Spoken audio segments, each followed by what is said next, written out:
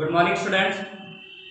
तो हम पढ़ रहे थे क्लास 10 के लिए जो वैदिक गणित का चैप्टर जो हमारे मैथ्स का पहला चैप्टर है।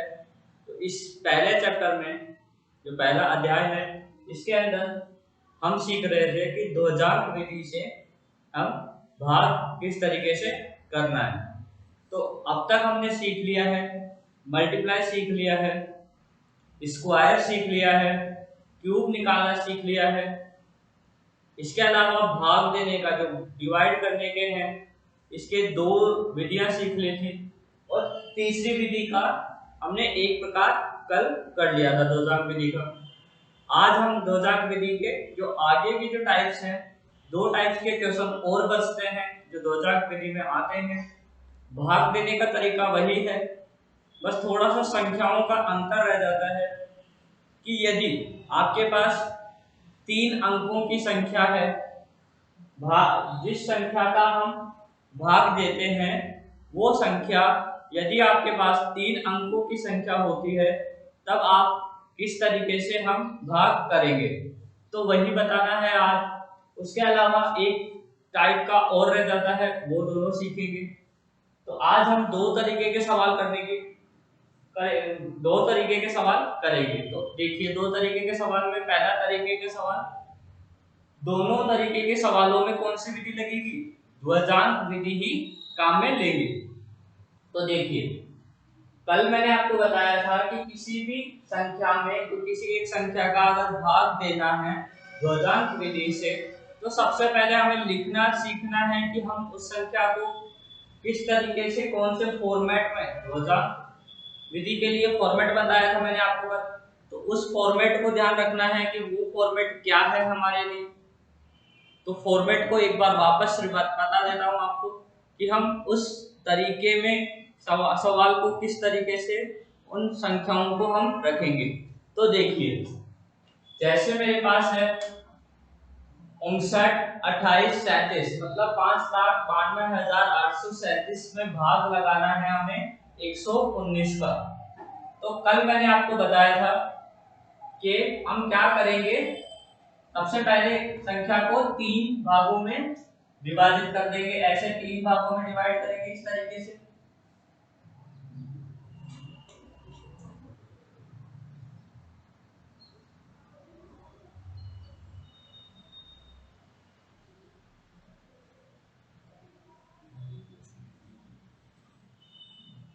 ये थोड़ा सा बड़ा बन गया, इसको छोटा कर देते हैं यहाँ से, जितना जरूरत उतना बड़ा। ठीक है, तो इस तरीके से हमने क्या किया, इसे 3 भागों में बांट लिया। पहला ये मध्य भाग या सेकंड पार्ट, ये थर्ड पार्ट। ठीक है, तो देखिए अब हमें करना क्या है, अब हमें करना है इसमें अंकों को रखना है।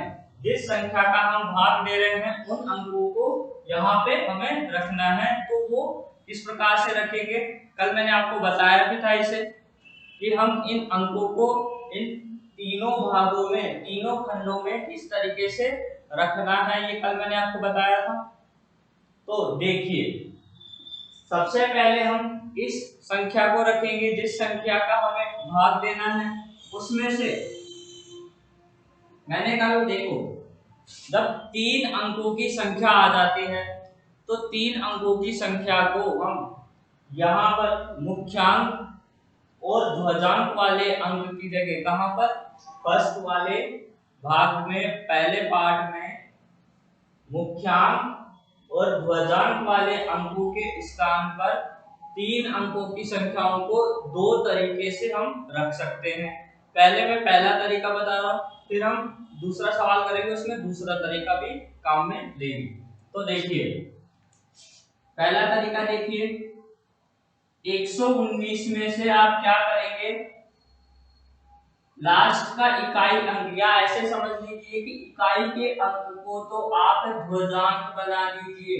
क्या बना दीजिए, इकाई के अंक को तो ध्रुवजांक बना दीजिए और इकाई के अंक के बाद जो भी अंक शेष रह रहे हैं हमारे पास, जो बाकी अंक रह रहे हैं उन्हें आप कहां रख दीजिए, मुख्यांक की जगह। कैसे रखा, इकाई के अंक को तो ध्रुवजांक की जगह और बाकी जो अंक बच रहे हमारे पास 2 अंक, उन्हें कहाँ रख दिया, मुख्य अंक की जगह। मतलब भाग हम किसका देंगे, 11 का भाग देंगे। कल हमने यहाँ पर किसका भाग दिया था, 9 वाले अंक का भाग दिया था। तो उसी को आगे बढ़ देखते हैं। अब मैंने आपको कहा था कि ध्वजांक में जितने अंक होंगे उतने अंक तीसरे खंड में रखेंगे हम इकाई, दहाई, सैकड़ा वाली तरफ से। इकाई, दहाई, सैकड़ा वाली तरफ से उतने अंक तीसरे खंड में रखेंगे। तो देखिए आप, यहां से एक अंक है ध्वजांक में, तो इकाई का अंक कहां आ जाएगा, इकाई का अंक कहां आ जाएगा, तीसरे खंड में। बाकी जो अंक है उन्हें यहां रख देते हैं। तो देखिए किस तरीके से रखेंगे, बाकी कौन कौन से बच गए, तो 5, 9, 2, 8 और 3, ये अंक रह गए हमारे पास। देखिए 7 तो मैंने कहा रख दिया, तीसरे वाले भाग में। 7 ही क्यों रखा, क्योंकि ध्वजांक में जितने अंक होंगे, ध्वजांक में कितने अंक है, 1 अंक है, तो 1 अंक हम इकाई की तरफ से इस संख्या में, जिस संख्या में हमें भाग देना है उस संख्या में इकाई की तरफ से 1 अंक तीसरे खंड में, बाकी बचे हुए अंक सेकंड भाग में, दूसरे भाग में रखेंगे। ठीक है। अब देखिए, अब स्टार्ट करते हैं हमारा सवाल। तो देखिए 11 का भाग देंगे हम सबसे पहले 59 में। ठीक है, इसमें भाग देंगे, देखो 5 में तो जाता नहीं, 5 में तो जाएगा नहीं, तो किसमें जाएगा, 59 में जाएगा। 11 का भाग 5 में जाएगा नहीं, तो हम क्या लेंगे, 59 में लेंगे। अब मैंने आपको कल बताया था कि हम क्या करेंगे, विधि को भी साथ के साथ लिखते जाएंगे। तो यहाँ पर विधि लिख रहे हैं, तो देखिए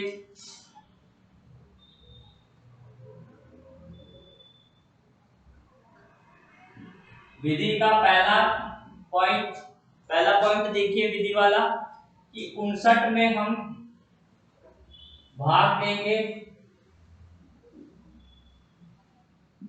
11 का, 59 में भाग देंगे 11 का। तो भाग दीजिए आप, 59 में अगर भाग देते हैं 11 का तो भागफल क्या आता है, तो देखिए सिंपल वे में भाग देके देखते हैं। 59 में भाग दे रहे हैं 11 का, कितनी बार जाएगा, 11 पंजे 55 और शेषफल 4 बचेगा। ठीक है, शेषफल 4 बचेगा। तो भागफल कितना आया, ये वाला है हमारा भागफल, तो भागफल बराबर 5। ठीक है, भागफल बराबर 5। अब क्या करेंगे, हम शेषफल लिखेंगे। तो शेषफल कितना आया है, 4 आया है, तो लिखेंगे शेषफल बराबर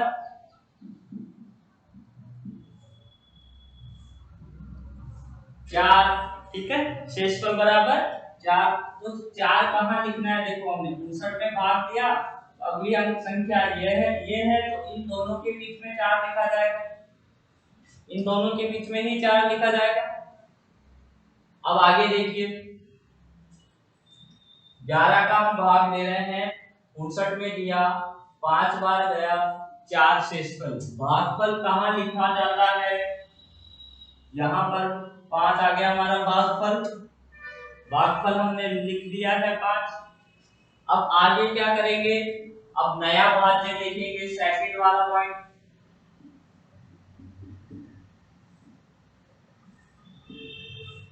नया भाज्य क्या बन चुका है, नया भाज्य का मतलब अगली संख्या जिसमें हमें भाग देना है। देखिए पहले ही संख्या कौन सी थी, 59 में दिया था।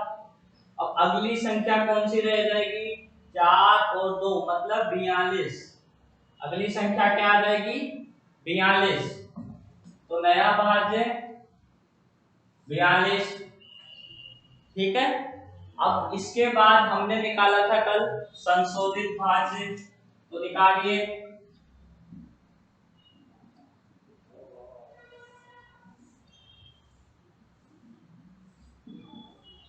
संशोधित भाज्य निकाला। तो संशोधित भाज्य हम किस तरीके से निकालेंगे? तो कल मैंने आपको बताया था कि संशोधित भाज्य के लिए हमें क्या करना होगा, यहाँ पर जो संख्या आई है भागफल वाली, उस संख्या को हम गुणा करेंगे ध्वजांक वाले संख्या से। ठीक है, भागफल में जो अंक आया है या जो संख्या आई है उसको हमें गुणा करना है ध्वजांक से। क्यों करना है? संशोधित भाज्य निकालने के लिए। तो देखिए 42 में से घटा देंगे हम। संशोधित भाज्य किस तरीके से निकाला था? नए भाज्य में से 5 को ध्वजांक वाले से गुणा किया, तो 5 को ध्वजांक से गुणा कीजिए, 5 गुणा 9 गुणा किया तो क्या आ रहा है? तो देखते हैं घटाने पर हमारे पास आ रहा है यहाँ पर 42 माइनस 5 इंटू 9 कितना हो जाएगा? 5 नाम 45, तो माइनस 45। अब देखिए घटाएंगे तो क्या आ रहा है कि 42 में से घटाइए 45 को, बड़ी संख्या है, 45 में से 42 को घटा दिया तो क्या आ जाएगा कि बड़ी संख्या के जो चिन्ह लग रहा है वही यहाँ आ जाएगा। तो देखिए यदि मैंने 42 में से 45 को घटाया तो क्या आ रहा है? माइनस का 3। जबकि हम कभी भी सिंपल वे में, अगर सरल तरीके से यदि हम भाग करते हैं तो कभी आपने देखा कि माइनस में आता है क्या कुछ? अगर सरल तरीके से आप भाग करते हैं तो कभी कोई संख्या माइनस में आती है क्या? भाग देने के बाद कोई सी भी संख्या माइनस में नहीं आती है। तो यहाँ पर भी हमारे पास क्या होना चाहिए? माइनस में नहीं होना चाहिए। तो हम क्या करेंगे, जब माइनस में आ जाता है, जब हमारे पास कोई संख्या माइनस में आ जाती है तो हम क्या करेंगे? हमने जो देखिए ध्वजांक में आप ये सवाल बताने का मेरा मेन जो उद्देश्य था वो यही था कि संख्या यदि माइनस में आ जाती है तब हम क्या करेंगे। तो देखिए यदि संशोधित भाज्य, इस लाइन को आप ध्यान से सुन लीजिए, काम आएगी कि यदि संशोधित भाज्य माइनस में आता है या ऋणात्मक आता है तब हम जो भागफल है उसको एक कम कर देंगे। मतलब जैसे हमने यहाँ पर 11, इससे जस्ट पहले वाले में संशोधित भाज्य जहां भी निकाल रहे हैं, यदि संशोधित भाज्य माइनस में आता है तो इससे जस्ट पहले वाले भाग में जो भागफल है उसको एक कम कर देंगे। कैसे कम करेंगे? देखिए हमने जो 59 है उसमें 11 का भाग लगाया, कितनी बार गया? 5 बार गया। 5 बार की जगह हम यहाँ पर कितनी बार भाग देंगे? केवल 4 बार देंगे। कितनी बार भाग देंगे? केवल 4 बार भाग देंगे। 4 बार भाग देने से क्या हो जाएगा? यहाँ पर जो संशोधित भाज्य आपके पास ऋणात्मक आया है, ये ऋणात्मक संशोधित भाज्य क्या हो जाएगा? धनात्मक या प्लस में हो जाएगा। मतलब क्या होगा कि जो माइनस का 3 है ये यहाँ पर 4 बार भाग देने से प्लस में आ जाएगा यहाँ पर संशोधित भाज्य हमारे पास। तो देखिए हम क्या करते हैं, 5 बार की जगह 4 बार भाग देंगे। क्यों देंगे? संशोधित भाज्य माइनस में आने के कारण। तो देखिए क्या करना है, पूरा ये वापस कम हो जाएगा या मिट जाएगा।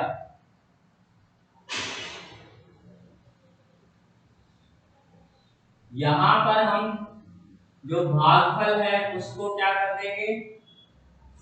5 की जगह 4 बार भाग देंगे ताकि हमारे पास जो संशोधित भाज्य है वो प्लस में आ जाए। तो देखिए भागफल कितनी बार कीजिए? 4 बार। देखिए सिंपल वे में फिर से लेके बताता हूँ। 59 में हम भाग दे रहे हैं 11 का। हमने अभी दिया था 5 बार, अब देंगे 4 बार। तो 11 चौक 44, घटा दीजिए, शेषफल निकालिए। 59 में से 44 घटाया तो कितना बच रहा है? हमारे पास बच रहा है 4। 2 में से 4 गया तो 5, 5 में से 4 गया तो 1, कितना बच रहा है? 15। तो अब लिखेंगे भागफल 4 और शेषफल 15। ठीक है, भागफल 4 और शेषफल 15। इसको थोड़ा सा दूर कर देते हैं, नहीं तो कंफ्यूजन हो जाएगा कि 11 और 15 एक साथ कैसे आ गया। तो देखिए यहाँ पर लिख दिया 11। ठीक है, तो शेषफल 4 की जगह क्या बन चुका है? अब 15 बन चुका है। तो शेषफल को भी यहां से कम कर दीजिए, हटा दीजिए। यहां पर शेषफल 15।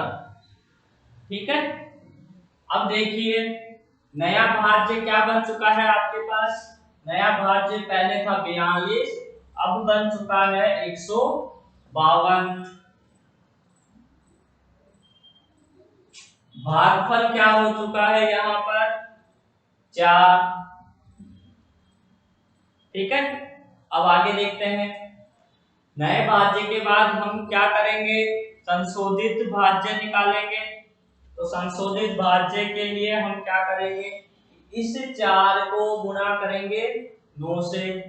तो 4 को गुणा करेंगे 9 से, तो सबसे पहले 152 में से हम किसको घटाएंगे?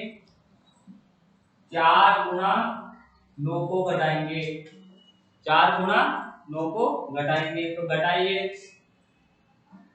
152 में से 4 गुणा 9 घटाएंगे, तो देखिए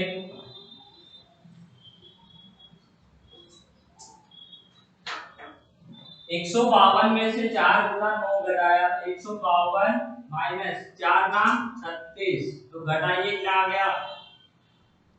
तो हमारा संशोधित भाज्य आ चुका है 152 में से 36 घटाइए, तो 12 में से 6 गया तो 6। इसके बाद आ चुका है यहाँ पर हमारे पास 4, 4 में से 3 गया 1 और 116। संशोधित भाज्य कितना आया? 116। अब क्या करेंगे? अब वापस से भाग देंगे। कल ये किया था हमने, संशोधित भाज्य निकालने के बाद वापस से भाग देंगे। तो 116 में हम भाग देंगे यहाँ पर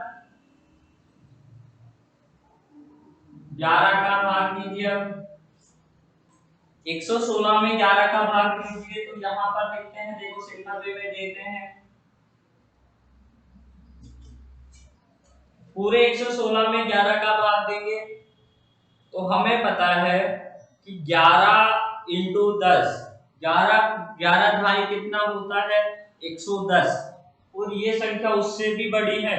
मतलब यदि हम 116 में 11 का भाग देते हैं तो वो 10 से ज्यादा बार भाग जाएगा। जबकि हम अगर भाग देते हैं सिंपल तरीके से, तो कम से कम कितनी बार भाग जाता है? 9 बार ही जा सकता है, अधिक से अधिक। अधिक से अधिक कितने बार भाग जा सकता है? 9 बार भाग जा सकता है। तो यहाँ पर हम जो भाग देंगे, अब वो भागफल कितना आ जाएगा? 9 बार ही भाग देंगे, क्योंकि कभी आपने एक साथ एक ही बार में किसी संख्या में 10 बार भाग नहीं दिया होगा। कभी भी हमने भाग दिया है सीधे ही किसी संख्या में, यदि हमने भाग दिया है तो कभी भी हमने 10 बार भाग नहीं दिया है ज्यादा से ज्यादा। तो यहाँ पर हम भाग कितनी बार देंगे? केवल 9 बार भाग देंगे। अब शेषफल देखिए,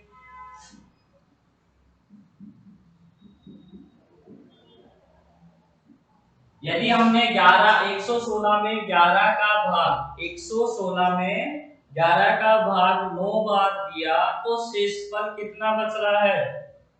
तो देखिए 11 नाम 99, 116 में से 99 घटाया तो कितना बच रहा है? 17, शेषफल कितना बचा? देखो 11 का भाग 116 में हमने 9 बार दिया, तो शेषफल कितना बच रहा है? 17 बच रहा है। तो शेषफल अब कहाँ लिख देंगे? इन दोनों के बीच में शेषफल 17। ठीक है, थोड़ा सा बड़ा लिख देते हैं, दिख नहीं रहा होगा। तो शेषफल हमारे पास बचा है 17। ठीक है, अब वापस से हम चौथा पॉइंट क्या आ जाएगा? नया भाज्य।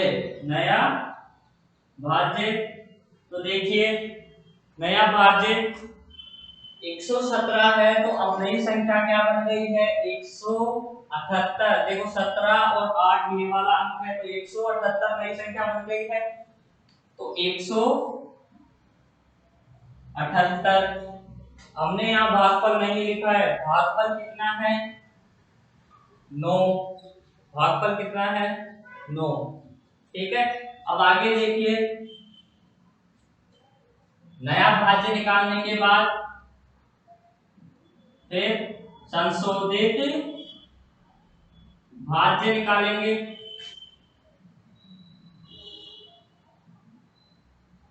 संशोधित भाज्य निकालेंगे, तो संशोधित भाज्य निकालिए। अब संशोधित भाज्य कैसे निकालेंगे कि 178 में से हम घटा देंगे, 178 में से हम घटा देंगे 9 को। पिछली बार हमने क्या किया था? 4 को गुणा किया था 9 से। इस बार हम क्या करेंगे? 9 को गुणा करेंगे 9 से। तो देखिए 9 को गुणा करेंगे 9 से, घटाइए क्या आ जाएगा? 178 माइनस 9 गुणा 9, तो 178 माइनस 9 गुणा 9 81। घटाने पर क्या आ रहा है? तो देखिए 178 में से यदि 81 घटाता हूं तो क्या आ रहा है मेरे पास? शेषफल मेरे पास क्या आएगा? शेषफल मेरे पास आ जाएगा 97। कितना आ जाएगा? 97। कितना आ जाएगा? 97 आ जाएगा। 178 में से 81 घटाते हैं तो देखिए 97 आ जाएगा यहाँ पर संशोधित भाज्य। अब फिर से भाग दीजिए आप। पांचवें पॉइंट में हम क्या करेंगे कि 97 में भाग देंगे 11 का। ठीक है, तो 97 में भाग दीजिए 11 का, कितनी बार जाएगा? क्या करेंगे? लिखिए, वापस से लिखिए।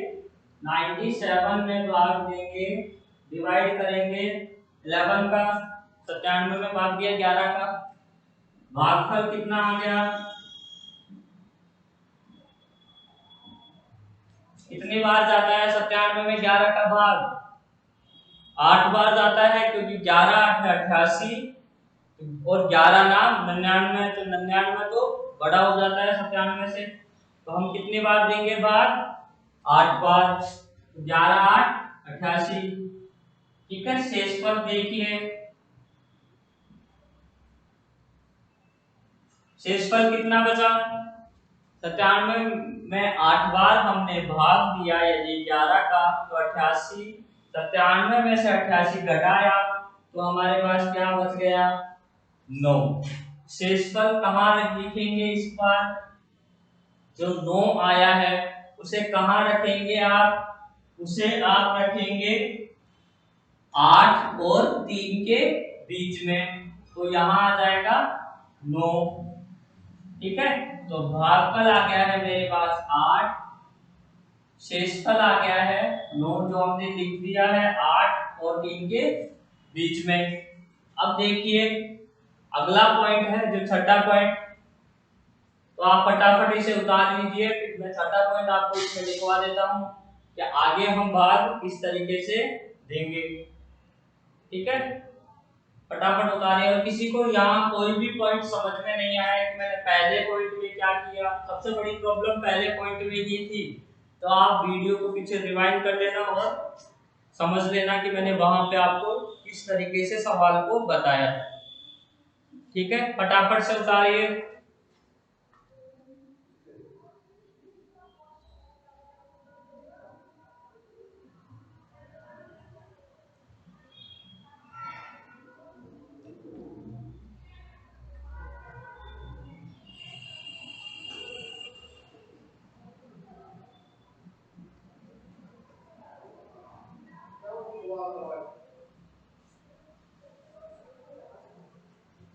आई थिंक आप सबने उतार लिया होगा, तो देखिए आगे।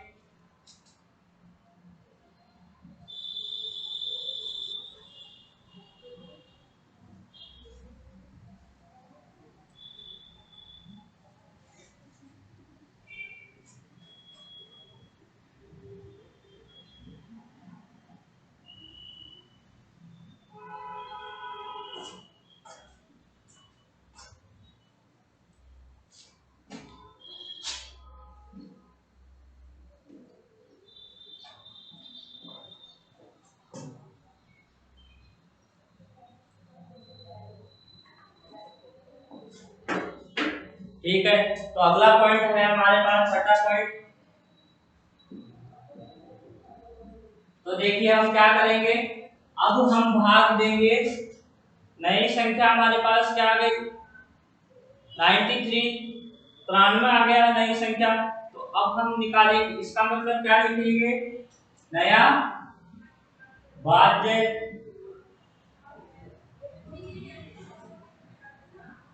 ठीक है, नया भाज्य क्या बन चुका है हमारे पास,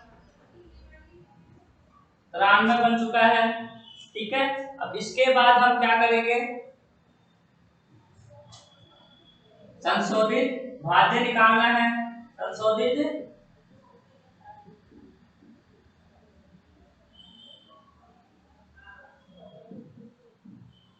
तो संशोधित भाज्य देखिए, 93 में से हम माइनस करेंगे, घटाएंगे, किसको घटाएंगे, 8 को गुणा करेंगे इस बार 9 से, 8 को गुणा करेंगे 9 से, तो घटाइए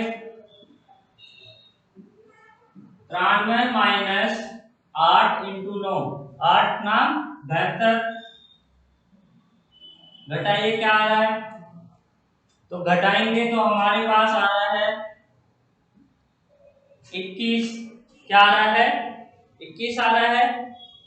अब मतलब हमारे को भाग किस में देना है, 21 में, तो 7वां पॉइंट, 21 में भाग दिया 11 का, दीजिए कितनी बार जाएगा, भागफल कितना आएगा, भागफल मेरे पास आ चुका है यहाँ पर,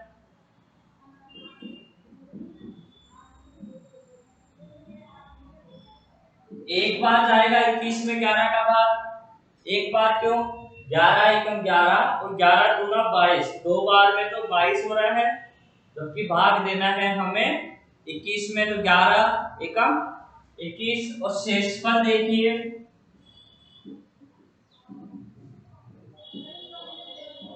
शेषफल हो गया मेरे पास 10। देखो 11 एकम 11 बार, एक बार भाग दिया 11, 21 में से हमने 11 को घटाया, तो शेषफल 10। तो शेषफल देखिए आप कहाँ लिखेंगे, 3 के बाद अगला अंक कहाँ है, 7, तीसरे खंड में, तो शेषफल यहाँ आ जाएगा 10। ठीक है, भागफल आ गया है 1। इसके बाद हम क्या निकालते थे, जैसे ही हम भाग देने में तीसरे वाले खंड में आ जाते हैं, तो हम क्या लिखते हैं, यहाँ पर तीसरे खंड में आने के बाद अंतिम शेषफल लिखते हैं। तो देखिए अगला पॉइंट, लास्ट जो पॉइंट है यहाँ पर, अंतिम